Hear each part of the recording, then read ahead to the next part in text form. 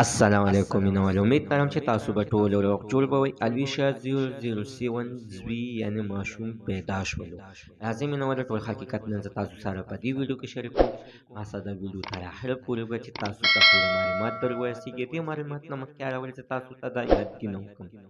تاسو کو چارې زموږ په دې سوپر کلیک چینل کې نوی وئ، چینل هم نوی سبسکرایب کړئ. مهرباني وکړئ تاسو زموږ د سوپر کلیک چینل د سره سبسکرایب کړئ، خوا کې سره د ټلۍ نشان ووهئ چې هر یوه نوې معلوماتي ویډیو تاسو ته په اسانۍ باندې در ورسیږي. الویشا 007 عزتمنو په سوشل میډیا یوه سټار ده چې ځان ته یوه مشهوره ټیک ټاکر هم وایي او عزتمنو دغه شانتې د څو پیسو لپاره دا ډانسونه هم کوي.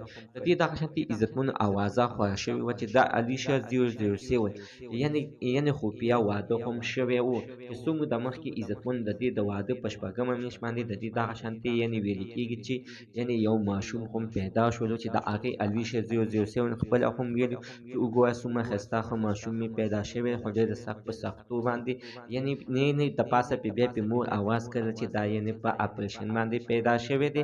په الویشا باندې ډېر زیاتې سختې هم تېرې شوي دي. آیا عزتمنو موږ چې معلومات وکړلو نو عزتمن د هغې یو ټیک ټاک سازولو دغه شانتې عزتمنو یو پردی ماشوم یې غېږ کې نیولی دی او بېقاعده چغې وهي چې آیا دا زما ماشوم دی، دا څنګه دی، زما غوندې ښایسته دی او که نه دی. د پاسه پې مور ویل چې ګوره دا د الویشا 007 اپریشن باندې دغه زوی شوی دی خو عزتمنو تر اوسه پورې دا الویشا 007 یعنې واده هم نه دی شوی.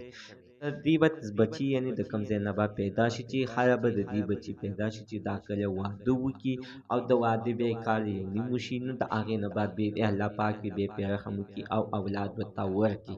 عزتمنو دغه خبرونه دروغ دي، دغې کې څه رښتیا نشته. دا یوه پروپیګنډه ده چې دغه شانتې روانه ده د الویشا 007 پسې.